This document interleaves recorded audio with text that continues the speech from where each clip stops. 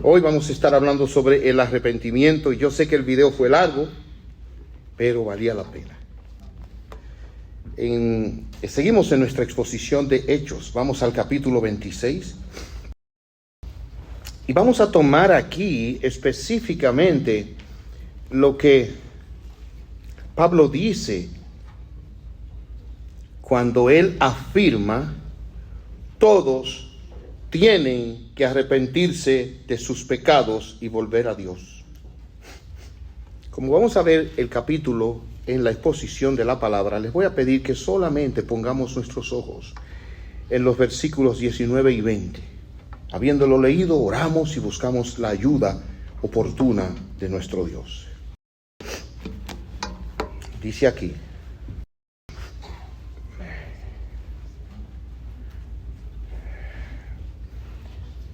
por lo tanto, Rey Agripa, obedecí esa visión del cielo. Primero les prediqué a los de Damasco, luego en Jerusalén y por toda Judea, y también a los gentiles, que todos tienen que arrepentirse de sus pecados y volver a Dios, y demostrar que han cambiado por medio de las cosas buenas que hacen. Ese es el arrepentimiento para salvación. Vamos a orar. Padre nuestro, nos postramos a tus pies ahora. Y cuando oímos testimonios como el que acabamos de escuchar, nuestros corazones se derriten en tu presencia, porque decimos: eso es verdad. Cuán grande es Dios, cuán grande es el poder de nuestro Dios. Ahora tú has traído personas aquí hoy, tú las has traído a oír tu palabra, a adorarte. Permite que esta palabra sea buena para cada uno de nosotros de manera personal. Ayúdame en mi extrema necesidad. Ven, ten misericordia de mí, te necesito, ayúdame. Por Jesucristo te lo pedimos. Amén.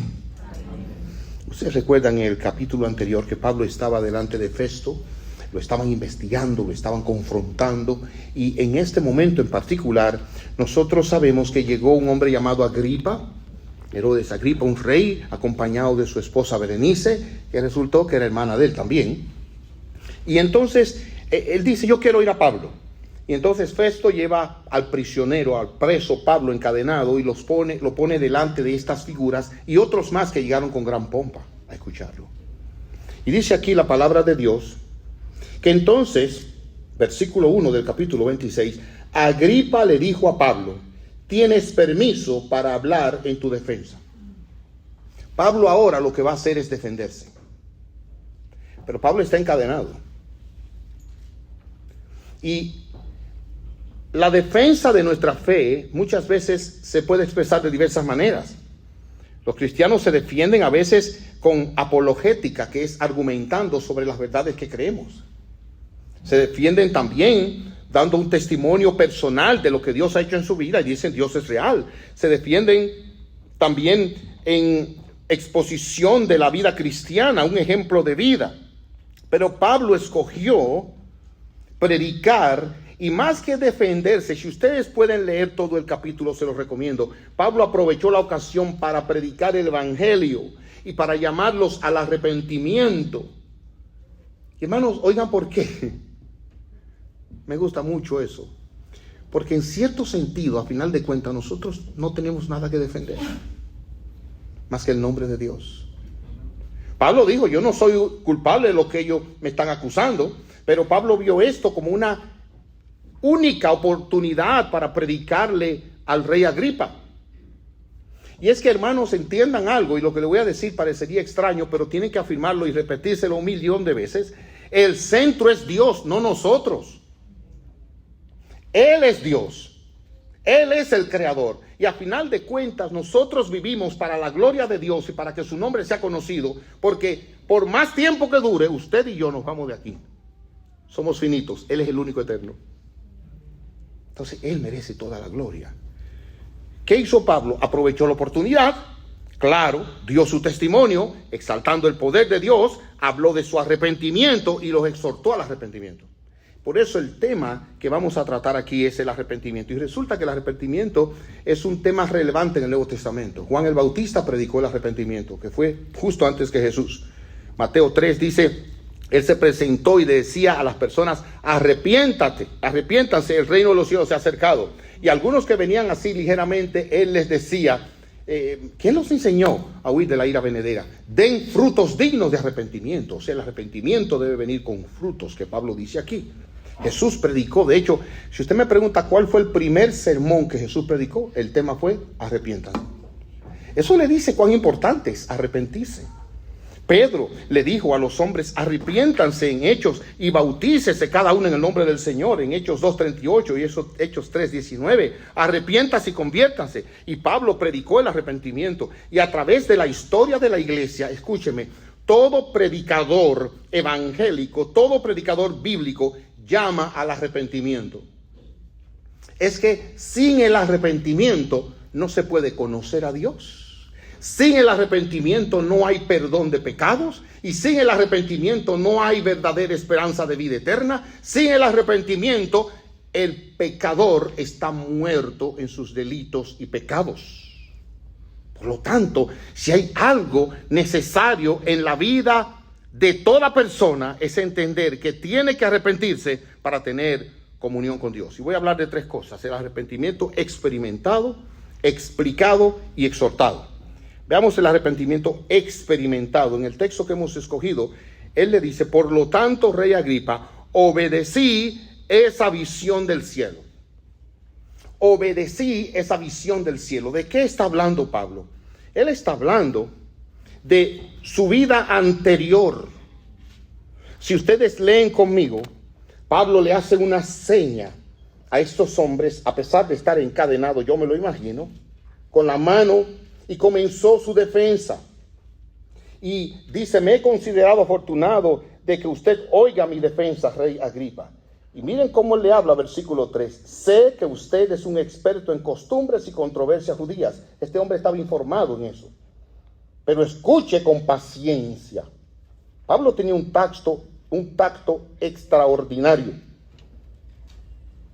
Como bien saben los líderes judíos, desde mi temprana infancia recibí una completa capacitación judía entre mi propia gente, también en Jerusalén. Es decir, Pablo, a diferencia de todos los demás apóstoles, era un hombre muy preparado. Por eso Dios lo usó para escribir la mayor parte del Nuevo Testamento. Ellos saben, si quisieran admitirlo, que he sido miembro de los fariseos, una secta, dice él, la más estricta de nuestra religión. Ahora se me juzga por la esperanza en el cumplimiento de la promesa. Y a partir de ese momento él habla de por qué ha sido juzgado. Y él dice en el versículo 9 algo que podría ser tomado en su contra. Hermanos, yo les voy a decir una cosa. Les dije ya, y se lo repito.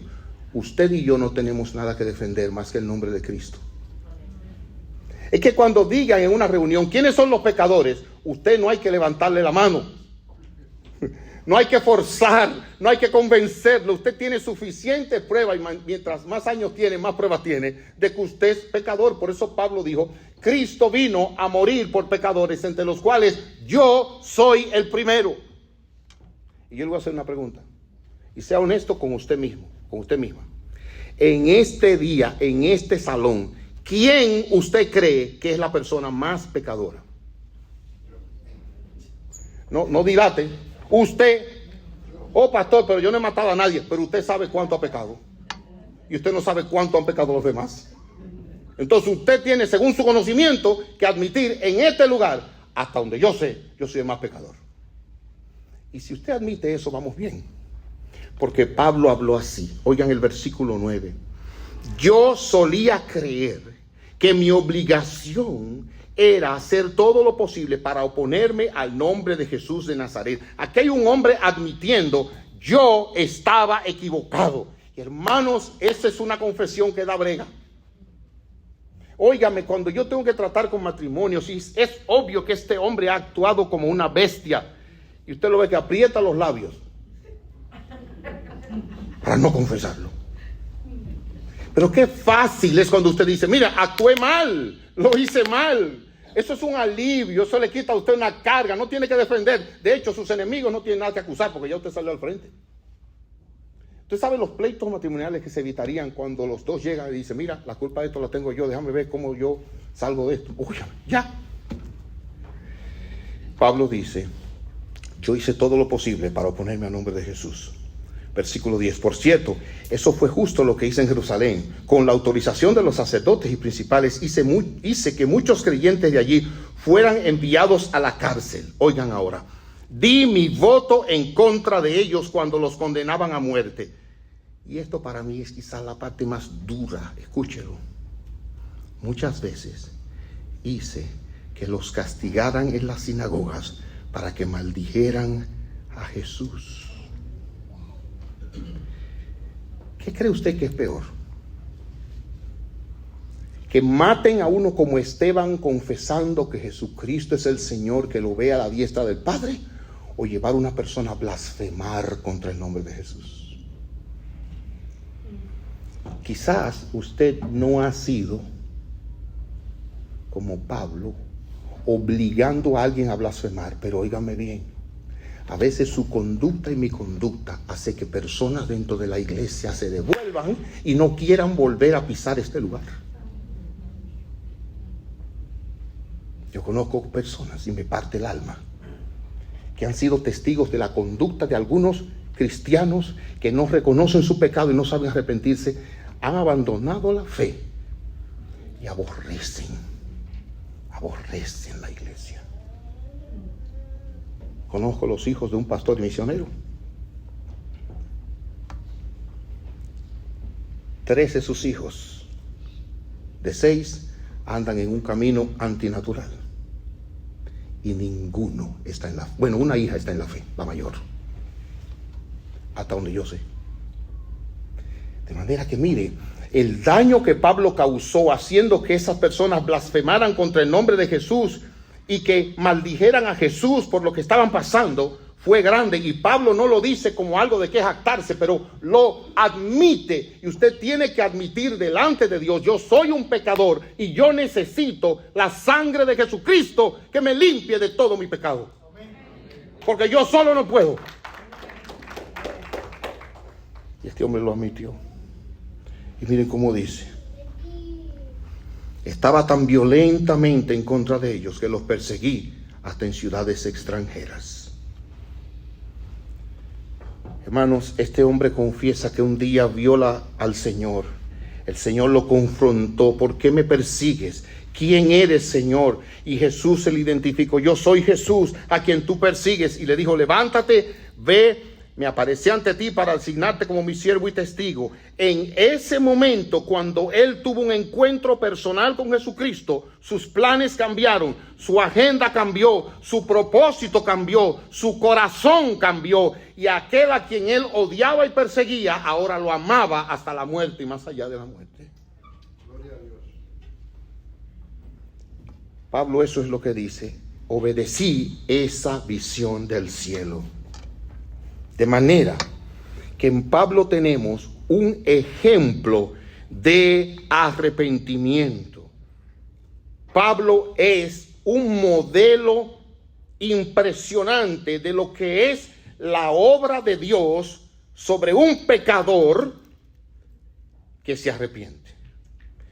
En segundo lugar, veamos ahora el arrepentimiento explicado.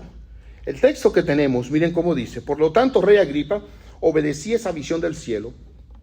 Primero les prediqué a los de Damasco, luego en Jerusalén y por toda Judea. Y noten ahora, mientras antes perseguía a la iglesia, ahora era parte de la iglesia y predicador de Jesucristo. Y miren ahora, y también a los gentiles. Hermanos, eso es el arrepentimiento. Es un cambio de dirección, es un cambio de mente que lleva a un cambio de rumbo. El arrepentimiento no es remordimiento. Remordimiento fue lo que sufrió Judas.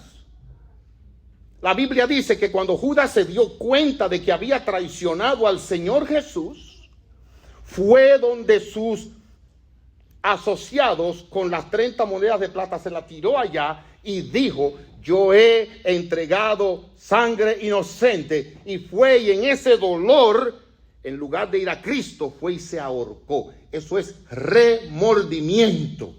Y hay personas que sienten un remordimiento tal que los amarga, los carga hasta el punto de que se quitan la vida. Remordimiento.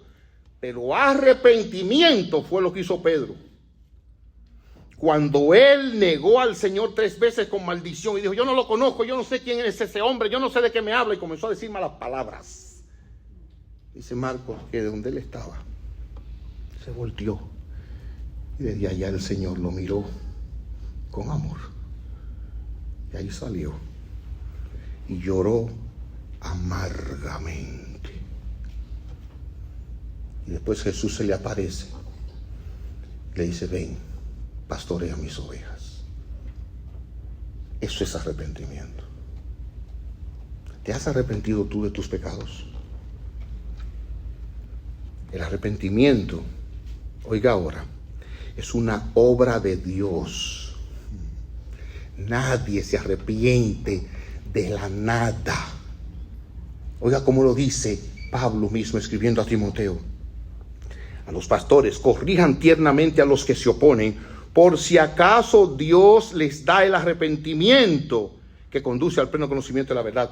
Dios da el arrepentimiento.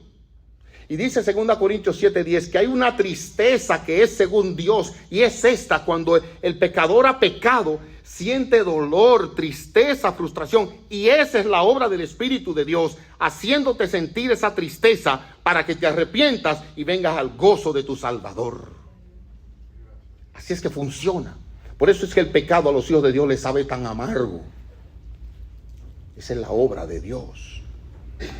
El arrepentimiento, entonces, hermanos, es un cambio de mente, de forma de pensar, un cambio de opinión. Antes huía de Dios, ahora corro a Dios. Antes amaba el pecado, ahora aborrezco el pecado y aprecio la justicia y la santidad. La amo. Es un cambio de la mente que se traduce en un cambio de acción. Noten cómo el apóstol Pablo lo pone aquí, en el versículo 20 en particular. Les prediqué a los de Damasco, luego en Jerusalén, por toda Judea, y miren ahora, y también a los gentiles, por favor miren, que todos tienen que arrepentirse de sus pecados. Aquí, como les he dicho otras veces, hay 10 nacionalidades. ¿Qué significa en su país todos? Eso significa que todos tienen que arrepentirse. El arrepentimiento es un deber universal. No, pastor, yo crecí en una iglesia, tiene que arrepentirse. Yo no he matado, tiene que arrepentirse. Hasta donde yo sé, yo no he cometido, tiene que arrepentirse. Todos, no hay excepción. Dice Romanos 3, por cuanto todos pecaron y están destituidos de la gloria de Dios.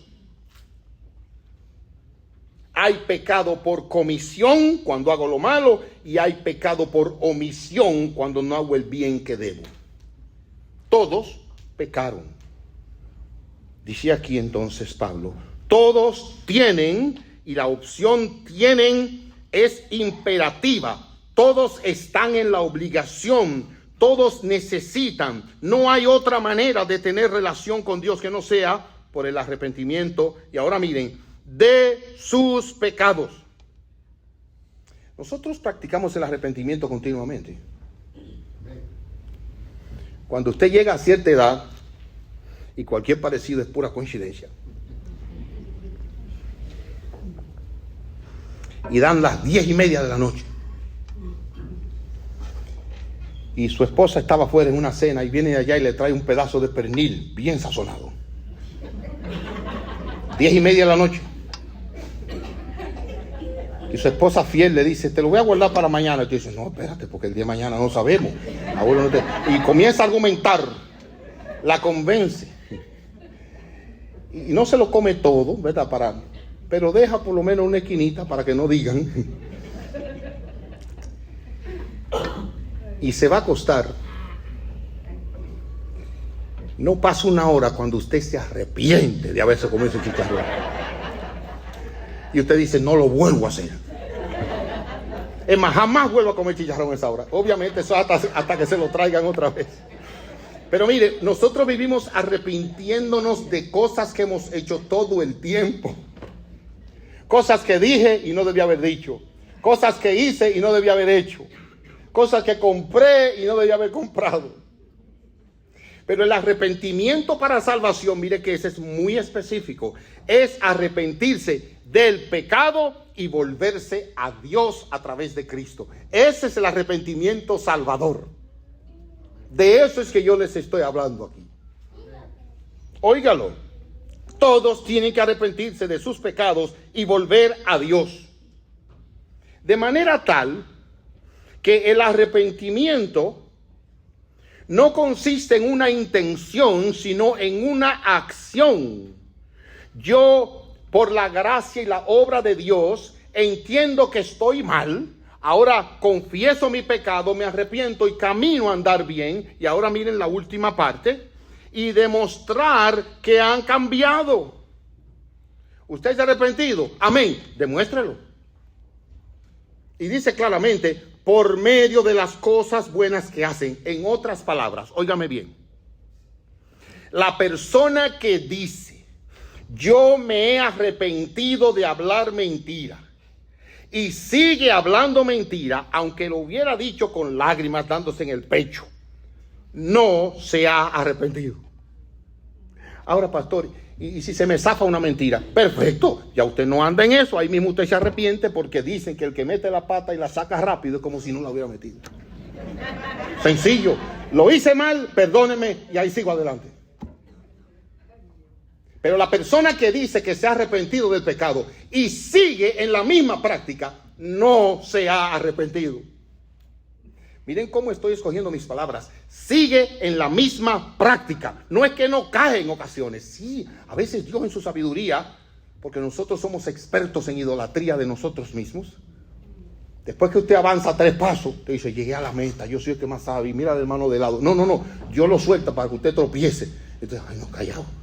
Voy a dañarlo otra vez. Y nos mantiene bajitos, nos mantiene en el suelo.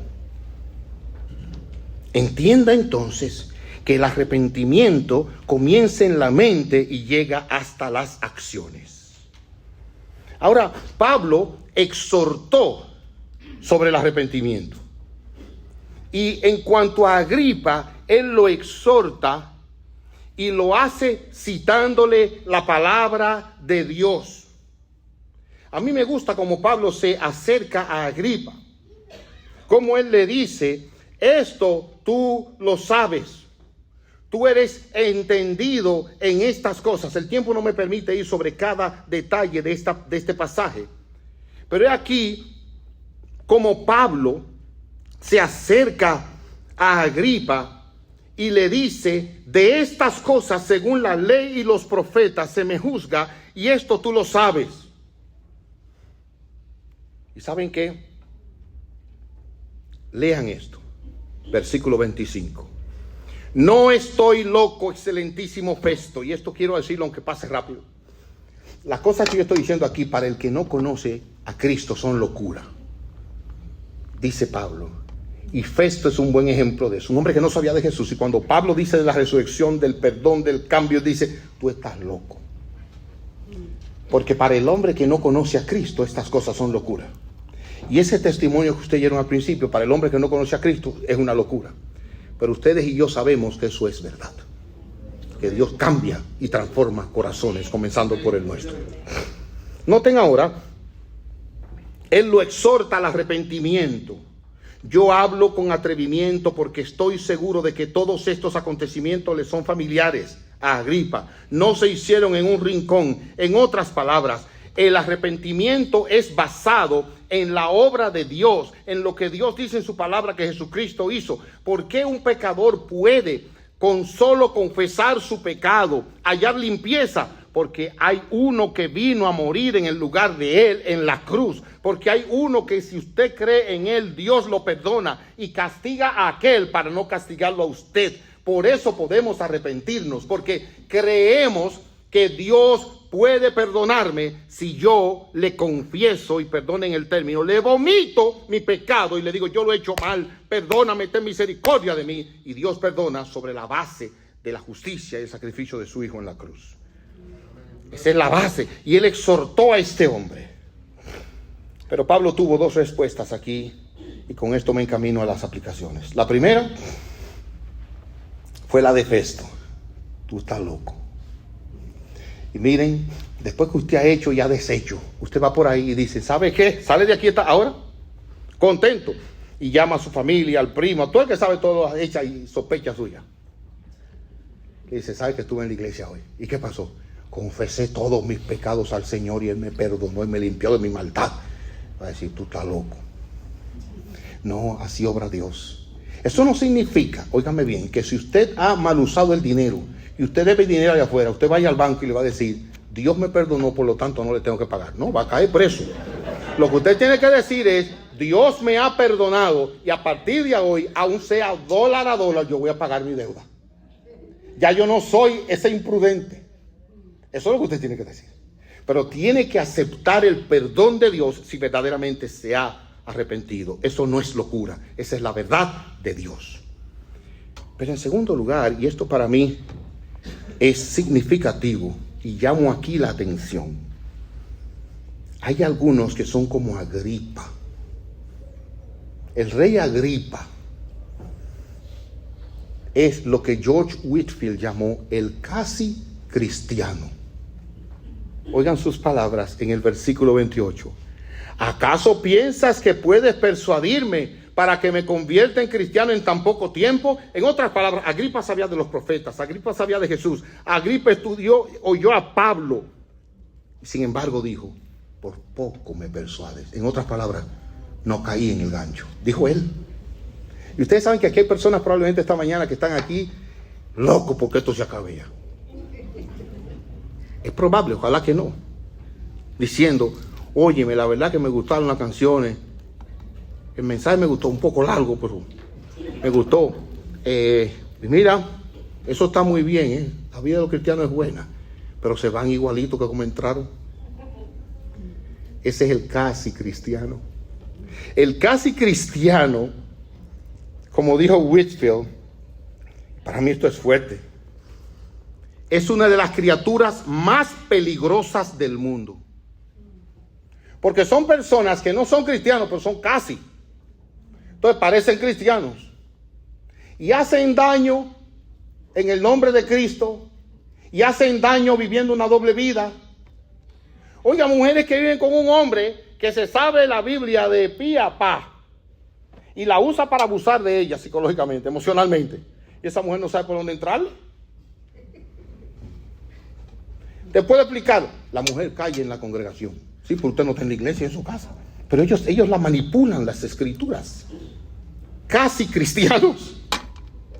Ellos piensan que por leer la Biblia, venir a la iglesia y hacer ciertas cosas, ya son justos delante de Dios y no son miserables pecadores que necesitan de la gracia de Dios todos los días, cada hora, cada segundo de su vida.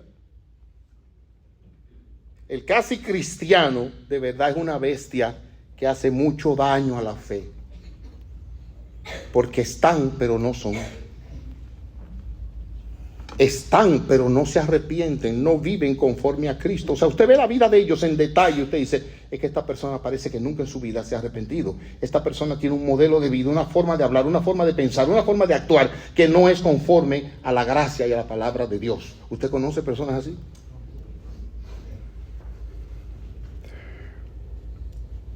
Amados míos, yo tengo muchas cosas en la cabeza que todavía no entiendo. En el cielo las voy a entender. Pero dicen los libros de la Iglesia Bautista Central, donde Lizeló me conoció. En ese tiempo ella era mayor que yo. Pero oigan esto. No, yo siempre he sido mayor que ella, no me crean. Pero miren ahora, me arrepentí rápido de eso. Pero oigan aquí, hermanos. Miren, me arrepentí rápido, todo el mundo sabe. Pero oigan esto, hermano. Dicen los libros de esa iglesia que cuando yo tenía 9 años, yo hice una profesión de fe. En ese tiempo se hacían invitaciones al frente. O sea, parece que yo levanté la mano, pasé al frente y me contaron, cristiano. Como a los 12, dicen los libros de la iglesia, yo me bauticé. En otras palabras, miembro ya bautizado. Y el que me veía a mí, decía, mire ahí un hijo de Dios. ¿Por qué? Oh, porque yo vengo desde chiquito. Yo cantaba evangélico. hablaba, daba estudio bíblico, me vestía como cristiano y andaba con cristianos. Ahora aquí adentro, yo no sabía lo que era tener una comunión diaria con Dios, arrepentirse del pecado y vivir esperando solo en la justicia y la bondad de Dios. Yo no sabía lo que era eso. 5 años después de yo ser pastor, estaba sentado bajo la predicación del evangelio, un siervo de Dios. Y cuando se predicó la palabra sobre ciertas cosas, yo sentí que se me abrió el suelo y me fui de línea para el infierno. Ahí me levanté. Señor, ten misericordia de mí, perdóname de mis pecados. Hasta el día de hoy. Pero tuve que pararme delante de la iglesia donde yo era pastor, 5 años, y decirle: hermanos, yo me acabo de convertir. Y eso fue un desorden. No es verdad, yo lo conozco a usted hace 10 años, usted es cristiano. Digo, el que sabe soy yo. Y yo no he sido un hombre que ha andado en buena conciencia delante de Dios. Yo he mirado el pecado con deleite. Yo no sé lo que es tener una comunión diaria con Dios. Por lo tanto, llamé a un buen amigo mío, el pastor Eduardo Saladín, y delante de la iglesia donde era pastor fui bautizado por 3ª vez. Porque la primera no cuenta, yo era un bebé. Mira, ¿y qué pasó? Oh, yo camino con Cristo, yo no he llegado al cielo, pero yo estoy contento, porque Él me ha perdonado de toda mi maldad. Y yo no tengo que probarle nada a nadie. Sí, Él conoce mi corazón. Yo espero que si tú pareces evangélico, pareces cristiano, pero no te has arrepentido, hoy sea tu día de salvación. Porque verdaderamente estás engañando a otros, pero la peor persona a quien tú engañas es a ti mismo. Y te pregunto, ¿te has arrepentido tú? Te voy a hacer 5 preguntas que te pueden ayudar a saber si te has arrepentido. Como el tiempo ha pasado, voy bien, no voy tan mal, pero oigan ahora, las 5 preguntas te las hago rápido. ¿Has llegado a un punto de tu vida donde tú dices: yo tengo que cambiar en esa área de mi vida? Yo tengo que cambiar. Pablo llegó a ese punto. Y él cambió la vida que llevaba por una nueva vida ahora sirviendo a Cristo. El hijo pródigo llegó a ese punto. Él iba lejos. Y cuando estaba comiendo comida de cerdo, dijo: pero ven aquí, qué locura es que yo estoy haciendo aquí, comiendo comida de cerdo en la casa de mi padre. Los siervos comen mejor que yo. Y en ese momento él dijo: algo tiene que cambiar en mi vida y yo voy en pos de eso. Y te pregunto, ¿hay algo que tiene que cambiar en tu vida? Gloria a Dios. ¿Hay algo, tu forma de hablar? ¿Tu forma de pensar o las cosas que estás deseando y mirando? Hay cosas que tienen que cambiar en tu vida, tu forma de tratar a tu esposa, tu forma de tratar a tu esposo. Oye, espero que tú llegues a esa conclusión rápido, que no haya que darte golpe. No. Aquí hay algo de mi vida que no puede seguir así. En segundo lugar, ¿te ha convencido Dios de que tienes que abandonar ese pecado? Tú sabes, porque el problema del remordimiento es que la gente se siente mal y no hace nada. No, te ha dado Dios un peso diciendo que eso lo tienes que abandonar. Jesús fue claro: si tu ojo derecho te es ocasión de caer, sácalo. La Biblia cuenta que 2 hombres fueron al templo a orar.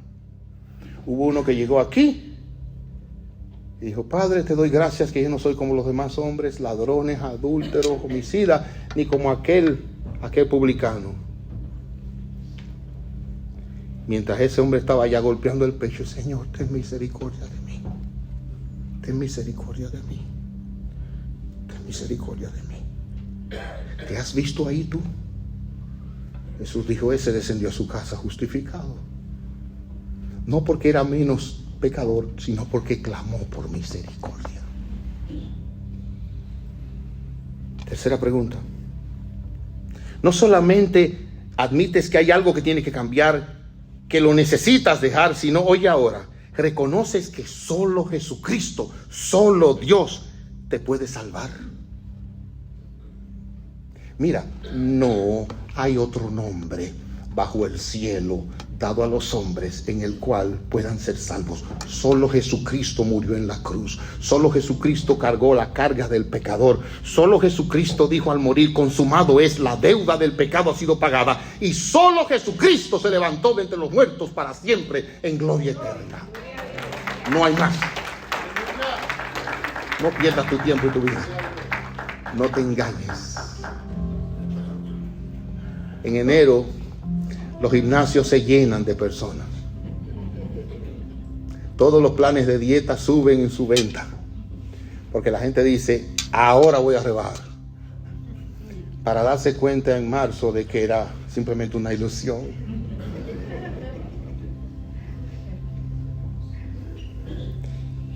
¿Sabes qué? Solo Él te puede salvar. Y es necesario que tú no lo tengas solo como una ilusión, sino como un hecho. Ríndete a Cristo. Y ahí grítale: Señor, cambia mi vida. Y ahora yo antes estaba sin ti. Ven a ser precioso para mí. Ven a ser aquello que me sostiene. La cuarta pregunta, la cuarta es esta: ¿quieres abandonar al pecado y tener a Jesús? El problema del pecador es que ama su pecado.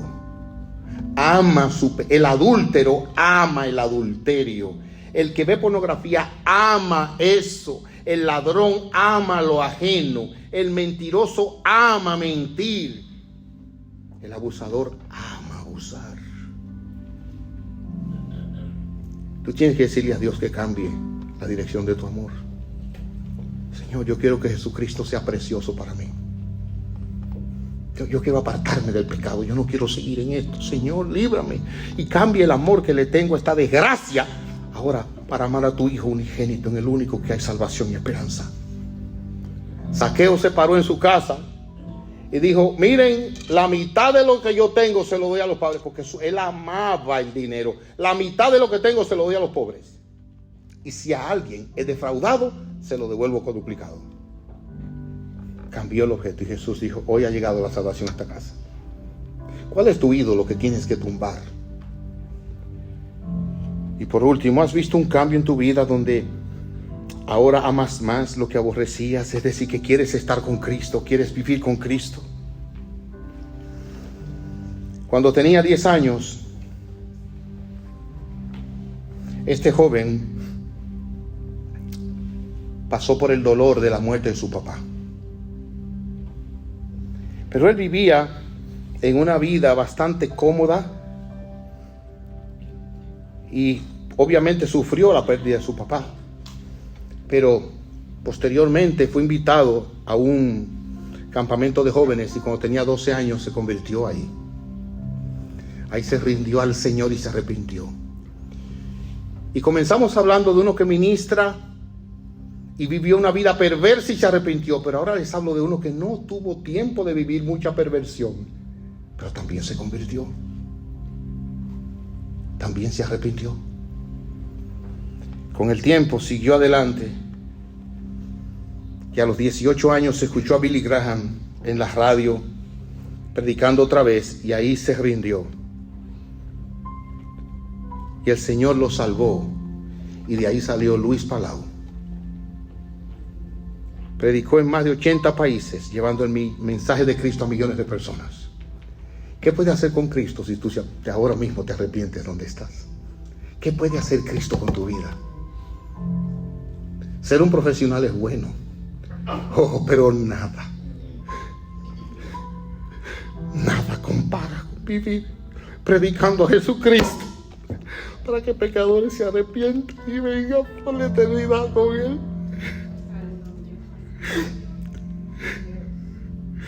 Nada, no hay riqueza, no hay honor, no hay carrera, nada. Cuando tú puedes ver pecadores transformados, familias restauradas, cuando tú puedes saber que lo que estás haciendo ahora quizás no lo ves, pero en la eternidad esa vida vivirá para dar gloria a Cristo, gracias a tu testimonio. Nada.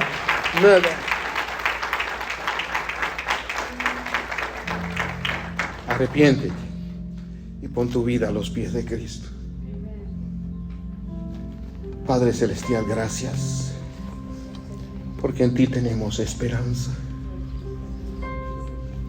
Nosotros somos miserables pecadores y no sabemos lo que tú harás, pero tu promesa es usar vasos de deshonra para honra, usar lo inútil para algo útil, lo que no es para lo que es importante en esta vida. Y has escogido aquello que no tiene fama, que no tiene nombre, los que son nadie, para hacer tu voluntad. Entonces, Señor, aquí hay personas que han estado viviendo en su pecado. Oh Dios, que este es el día en que se arrepientan ahí donde están. Ahora mismo. Pongan su vida a tus pies para que tú hagas con ellos lo que tú quieras. Y no hay nada mejor que servir a Jesucristo. Oh Señor, en su nombre te lo suplicamos.